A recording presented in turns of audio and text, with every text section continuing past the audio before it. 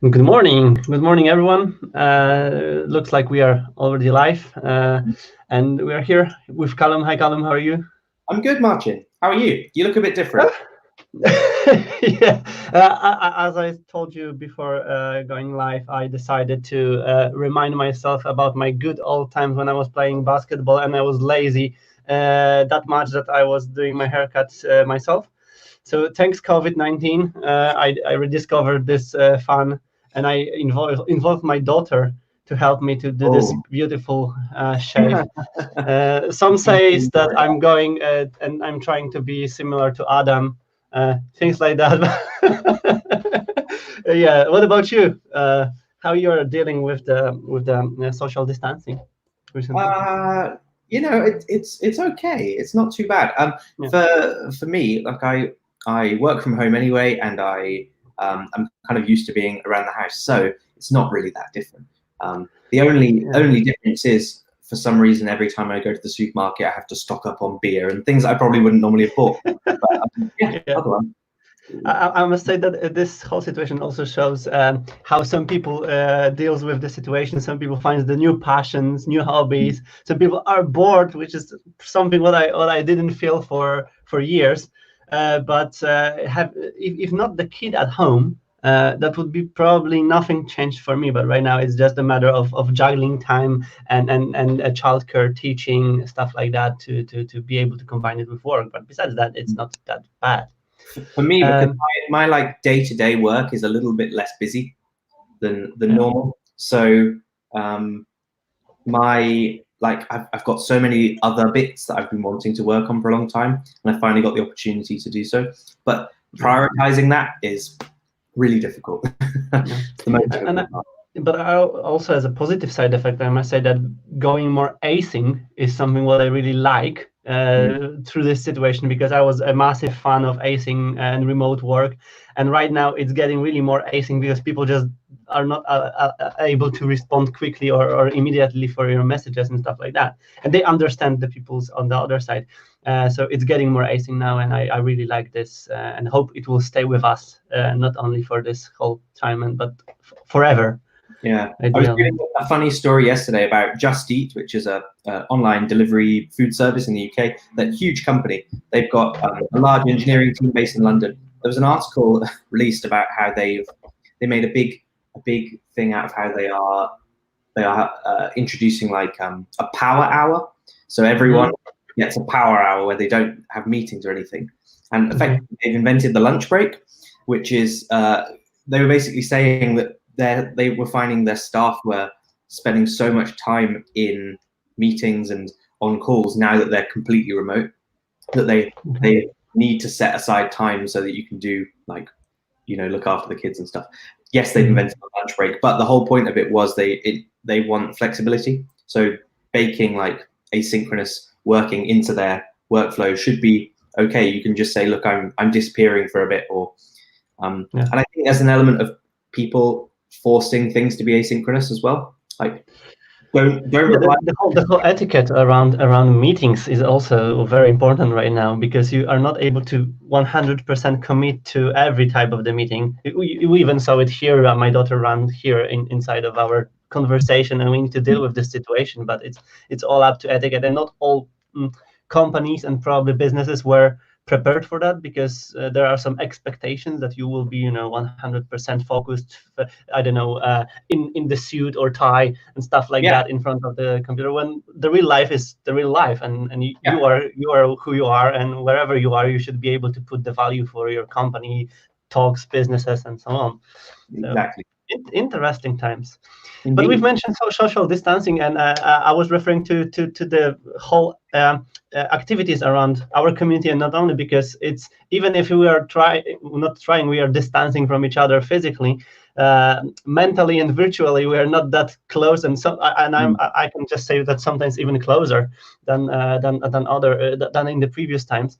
And we proved that by joining you, and everyone who was involved to the last Friday's CanConHackathon, which Yeah. was happening last Friday. And you've been attending the full 2 days, if I'm correct. So you I can did. probably tell us more about the output of it. I attended everything except for like the first hour on the Saturday morning because I was asleep. Okay.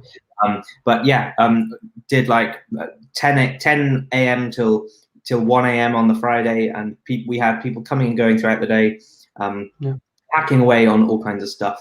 And then day 2 was really interesting because it was far more relaxed and slightly different group. So we had Laura, who was doing a beautiful drawing or painting of Utrecht live on the hackathon. We had some ukulele playing, just all a bit of fun. So it wasn't just about our guests mentioned that explicitly last week, and I was just sad that I was not able to finally join there. But on Saturday we were just preparing for the holiday at Fan Health. But it looked like a great event, and as you said, not only about technology, but also about people and people who were joining and spending some small even chunks of times together discussing stuff. But the output is really amazing. Indeed. Like 42 pull requests across all through repos, a bunch of first timers as well. Emma Burstow did a fantastic job of coaching them through what would be their first pull request and how to do that. A whole bunch of people from all over the world. So really good. And so in the UK on Friday last week, it was a day off. Obviously Saturday's not a day off, but it didn't feel like work or anything. We were all there working on our respective tasks, but it was just hanging out with friends for 2 days online, which was awesome, and got to see people that I wouldn't normally have seen. So Erica and Janae in the US, and Nathan, as you've mentioned, so which is also impressive. And this whole timeline, which we've mentioned also last Friday, allowing everyone to just arrange their time zone responsibilities to the possibility of co-working together on some issues was just amazing. So and if someone missed it, same as I did, there is a huge chance that there will be those events will be done more often, right? Yeah. So the I learned whilst we were on the hackathon that this wasn't planned for now specifically because we had like self-isolation and whatever. Like at home. This was just planned because they wanted to do a hackathon.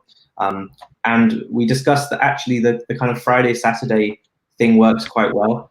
Maybe do one day in the future.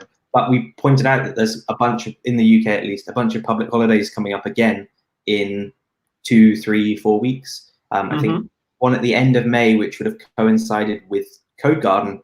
So that might be a perfect time to actually try and do another one. So yeah, there's definitely plans to do another one, I think. And the latest episode of Candid Contributions, which came out on Tuesday, has a bunch of snippets from the hackathon as well. So that episode is called Hack. You can go listen to it. We'll put a link down below. Get a sense of what went on, and I'm sure they can say far better than I can what happened and what their plans are. Yeah, and we've been also mentioning it last Friday and during all of the hackathons that there are so many ways of contributing to open source community and products that it doesn't need to be a massive code input or stuff like algorithms helping NASA to colonize Mars and stuff like that. But small improvements, and we saw those improvements even being highlighted by HQ and was as a change inside of the package section done by Carol during the hackathon.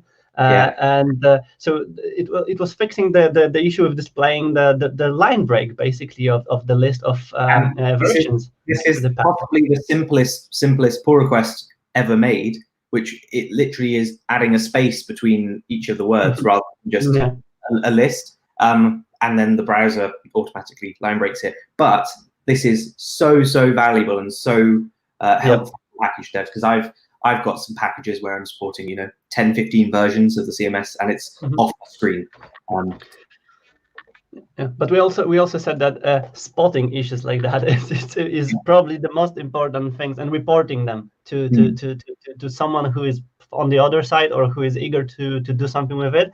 And we saw things like that really, really often.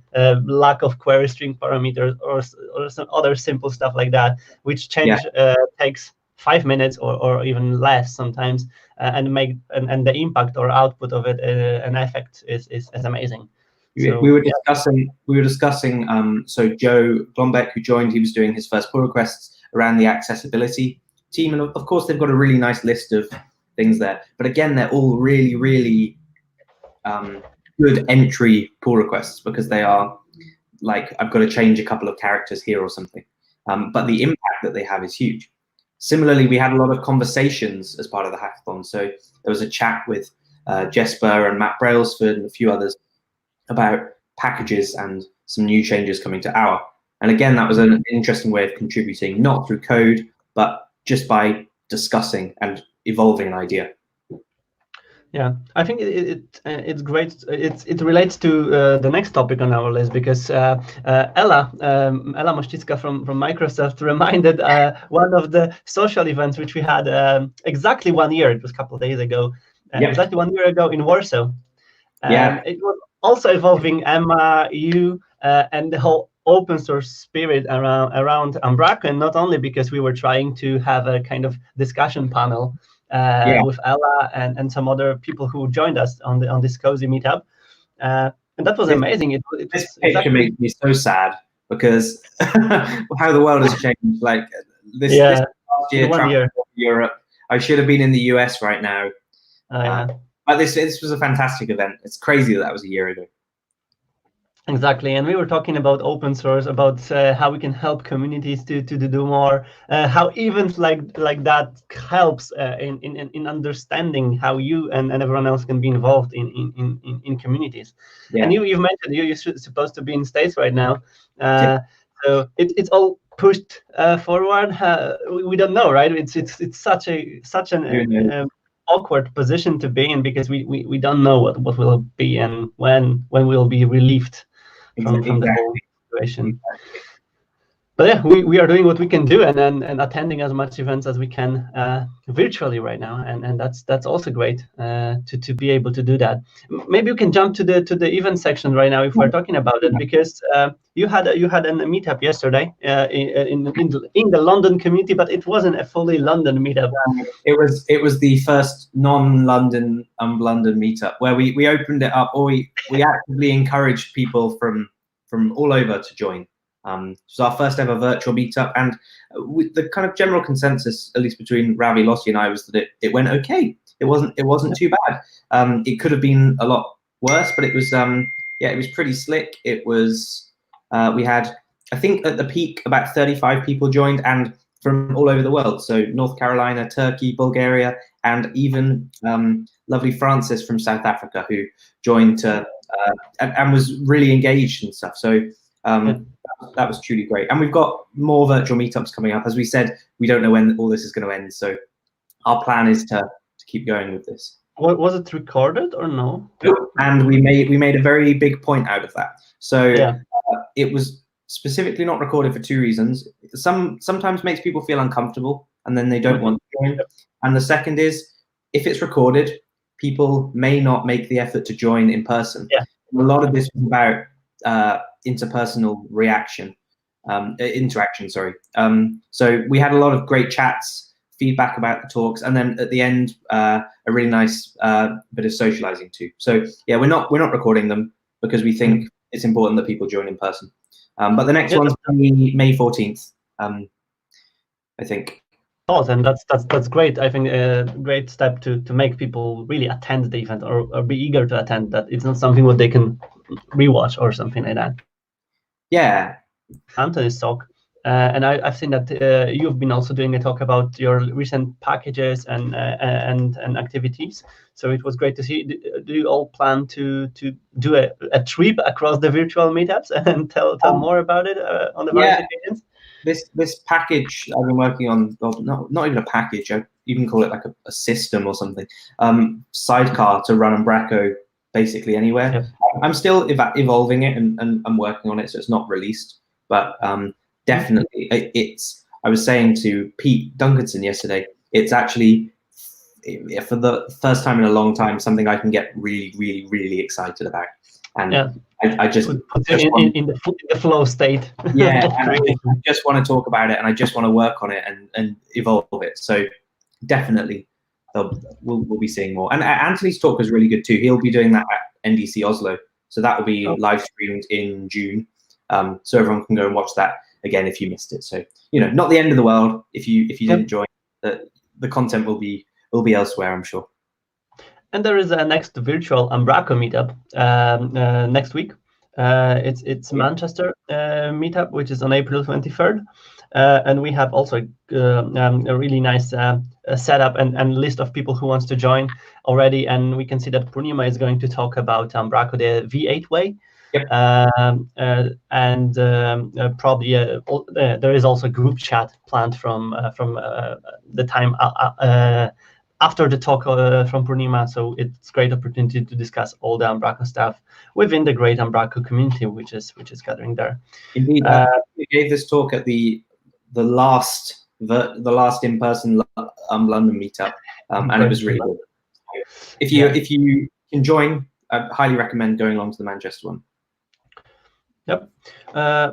Okay, so that's about events for now. And we had also some community activity around the packages. And first thing which we can probably start with is a models builder, which is the biggest package.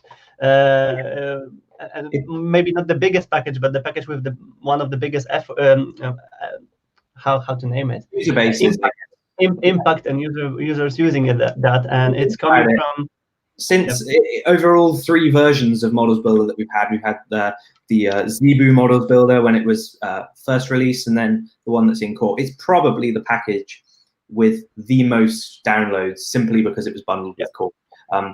Maybe closely contended with USync, but it's a hugely popular package, and now we've also got it directly in core, haven't we? But Stefan, the original creator, obviously parted ways with Umbraco late last year, and something needs to be done about the non-core models builder. So this is kind of Stefan set out his plan in the blog post, didn't he? Yes, and he describes what are his plans and why things were not mentioned and what were not performed as it was supposed to at the beginning. So the division of the models builder core or initial version, which is bundled with the Umbraco project, and the version for the community, which is currently moved to the GitHub and named as our models builder. And Stefan is forming a team of maintainers to share the responsibility of evolution of the package and maintenance of it, which is great. It's always great to share the responsibility and not be forced to do everything on our own. So the team right now contains Franz de Jong and Dave. Dave, and right now it's official call to action to get some more team members. And the information how to join the team is below on the end of the article, and we will of course share the article to encourage people to join, because it's a fun project to work with, and as the impact of it and user base is such a big, probably a lot of people are just waiting for seeing more and more inside of it. We've been discussing some of the things about language sugars and syntax sugars from the latest C# versions to be placed within the models generated. There is a long list of possibilities, but not such a long list of resources to work on it and helping it. This is as the blog post says, a really interesting and unique opportunity where you've got possibly one of the most used or the most used Umbraco package. And you have the chance, being part of this team, to shape the way that product evolves. And of course, a lot of the functionality that is in Models Builder is in core now. So it's an even more interesting opportunity to maybe take a step back, look at the problem that Models Builder is trying to solve, and come up with some new and interesting ways of solving that. There's certain things that I know just aren't solved right now in Models Builder, like language variants, and being able to access a specific one. So it'll be really interesting to see if the Models Builder team can come up with some new approaches to some things. It's not necessarily saying they're just going to be there maintaining whatever exists.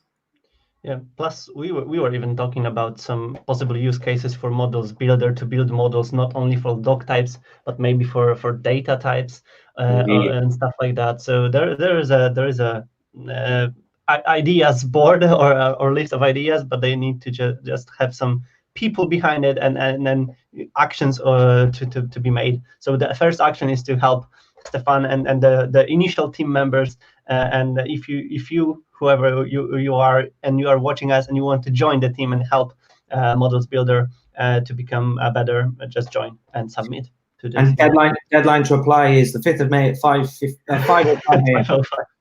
Of course. Yeah, very funny. you cannot forget about this date. This may be an interesting point to go on to the next topic, which was I actually raised on Twitter, like just as Stefan released his blog post, this all sounds amazing, and I asked a very simple question. You've said the new name is called of the package is our.models builder.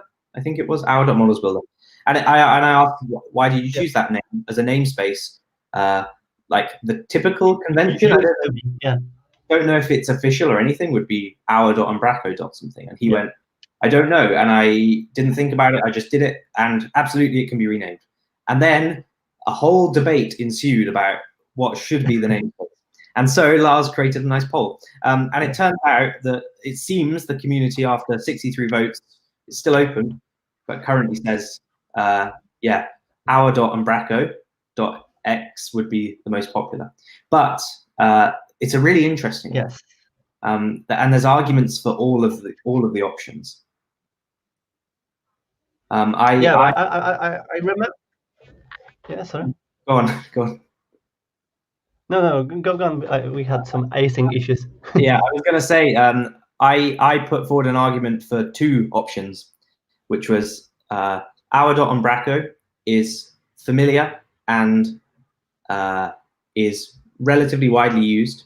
And for me, I think we should be promoting consistency in naming in the community, because it makes it far more accessible for people and discoverable. So someone knows that a package namespace will always be our.umbraco. You see some packages that release as the company name the package name. I think that's okay too. But for community focused packages, our.umbraco.name. But then I've seen packages where they've been named like almost without a namespace, where the DLL is just called the name of the package. That feels odd. We had our.umbraco.community.something, which just feels clumsy. So my vote is we should keep things the same as they are for now. But I then made another argument, which is that perhaps umbraco.community.something is a better namespace to use, because you get access when you try and access umbraco.core, for example, from a namespace that's our.umbraco.something. So there's arguments for that, but I think that change should be made at the right time. That was exactly my thought about this umbraco.core and community. Plus, if we would have a power to change everything what is legacy right now, for example, to become just a global replace our Umbraco to Umbraco community, that would be probably better, because our is not obvious for everyone who is not a part of the community, maybe, right? And that was also the discussion in the past. The argument, was that our Umbraco in the current form actually is probably going to disappear at some point. It might be split off into a forum and a package repository, and they're separate things, and that's okay. I think umbraco.community is a really nice, encapsulation of exactly what it is, and it very clearly states that it's, it's a community thing. Our.umbraco is inferred, but not obvious.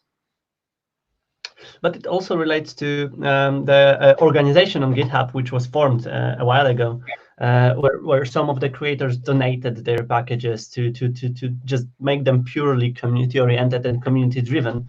And if it will be unified, that's exactly what it's needed, because in end of the day, it's just a namespace, but consistency is also very important. If anyone new is joining the community, where they should start, if they are using boilerplate or something to create packages, why not to be consistent within the standard setup inside of the community or something like that. And there was discussions about why naming actually matters, and as we've said, consistency is important.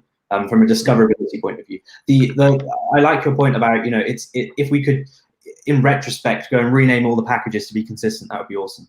And the argument I put forward was there may be a time on the horizon actually where it is a good time to make that shift, which is the Umbraco on .NET Core, because right now all of our packages target .NET Framework 4.7.2, and they need to target .NET Standard or .NET Core in order to be able to run on Umbraco in .NET Core. And that means it's not going to be just a simple, oh, I need to upgrade the package and it will work type thing. It might be more complicated. So that might be a good point to say, look, we're now going to recommend or strongly recommend this convention for .NET Core packages on Umbraco.NET Core. And we can start phasing out the older our.umbraco in favor of umbraco.community then. The other thing that would be really handy, and there's an open issue on GitHub for this with the NuGet team, which is that you should be able to rename a package and have it redirect. So if I was to search for our.umbraco.meganav, for example, and I've renamed that, it will say, okay, you might also want umbraco.community.meganav. And it's not been merged in, or it's not been worked on yet, but that would be an awesome feature just to make this far less painful. So if people feel like this is something that they are also passionate about or have a view in, there'll be links below to go and have a look at everything we've just said, and maybe you can upvote the NuGet issue or something. I don't know. Yeah, exactly. Contribute in this way by sharing your opinion and feelings about it. That would definitely help. Speaking about packages, we also had a big release of one of them, also most used packages across the community, which was the doctype grid editor. And Soren also made a new release, which is 1.2.0. And it contains a couple of the really nice features and upgrades, and one of them is media tracking support for the recent Umbraco version. But what I was excited the most is the client-side validation, which I didn't test yet, but I saw this fix and feature here, and I recall a lot of discussions about any type of validation inside of the grid editors, and that was really missing. We used to do some hacks on the preview to check if properties are there to inform editors that something is missing and won't be rendered. But right now it's there, so I'm really can't wait. I really can't wait to test it out and see it in the wild. Yeah, I've got it running on a site already. So yeah, I mean I'm not using media tracking, but yeah, it's there at least. It's there. Yeah, exactly. And we've been mentioning Igloo theme last week or 2 weeks ago, and also during this week, the team shared that they hit their first 1,000 downloads on Hour. And as a big checkpoint, we can just say big high five, Iraq, for what you are doing, and this is just the first 1,000, so it's a lot more to come. Indeed. So great number. And that's packages. And from the other stuff on our list, we also saw that Script is looking for some contributions to articles part of their magazine. So we can also encourage everyone to participate and help.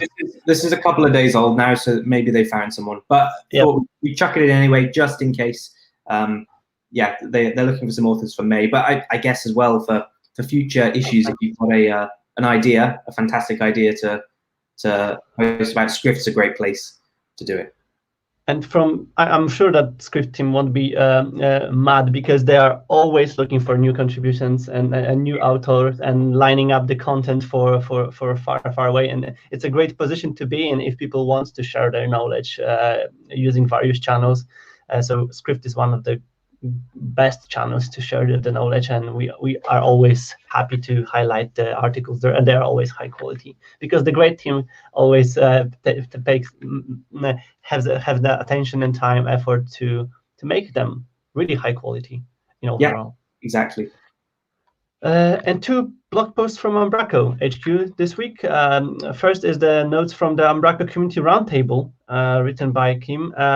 So you've been participating. We've been talking about the roundtable discussion performed the day before Umbraco Spark, and right now we have the notes. I didn't have time to read through them yet, but it's effectively summarizing what went on and the ideas that we came up with to attract new blood to the community, to help grow the community, help to get more involved.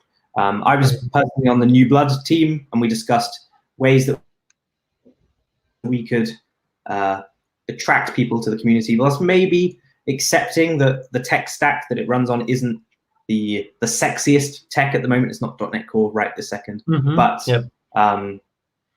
there's other ways to attract, say, front-end developers. We discussed, Pete and Laura and that team were on how we can do new formats for different types of events. And all of these ideas are shared, and new ways of sharing content too, such as video, and maybe evolving our Umbraco to be a little bit more content focused.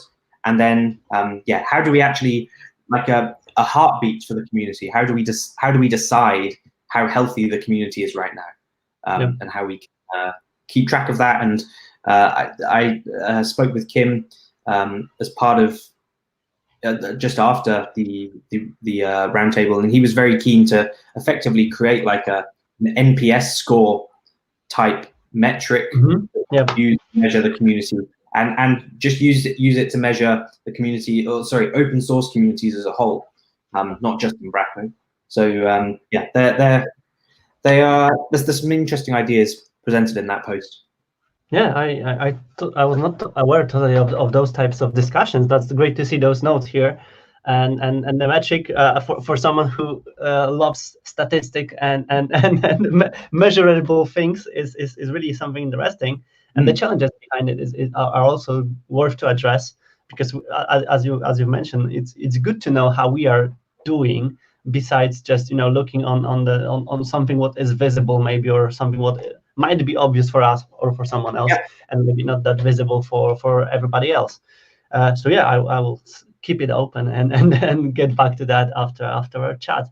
And last, also from HQ, it was a new hire. So the Umbraco team is constantly growing. I was literally amazed, because during this week I was chatting a lot with the Umbraco cloud support, and amount of people there, and possibilities to chat with various people from various departments is really proving that the team is big and bigger definitely than it was previously. But we have a new team member mentioned and highlighted in the blog post, and it's Thomas, and he is an addition to the core team, which is awesome to see, because I know they've not really hired for the core team since Stefan left. So this would be the first hire for the core team in quite a long time, and hopefully will help drive the product forward. And with the amazing background, started in '84. So that's great addition to the team. And if anyone wants to learn more about Thomas and how he is going to help Umbraco core team in making the product and core better, blog post with the link below. And that's everything from our list. This week. Really cool list, very cool things happening. And I would usually ask for the plans for the week. It's not such an attractive question these days. But so like we've been doing most Fridays, I guess later today we'll have a Friday bar open 3 p.m. UK time, 4 p.m. Europe, some other time everywhere else. But just come along, have a chat, and wind down at the end of your week if you want. It's been, for me, it's been quite a nice, positive way to end the week over the past couple of weeks. So there's that to look forward to. Yeah. And that's also a way to contribute and share your thoughts about everything what you saw here, or during the umbracoCoffee, or during the week. Maybe we missed something, so jump there and tell us about it, and tell everybody else about it.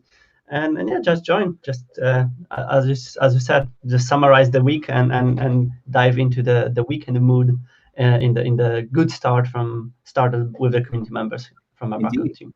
Indeed. Cool. So yeah, that's all. Thanks, Callum, for a great chat. Thanks everyone for watching us. Of course, we didn't do it that much recently, but subscribe, share, smash the like button, smash the like button, smash the bell. Be updated about everything what we will be doing next. And thanks for watching us, and see you later, and of course next Friday. Yeah. See ya. Cheers. Bye bye.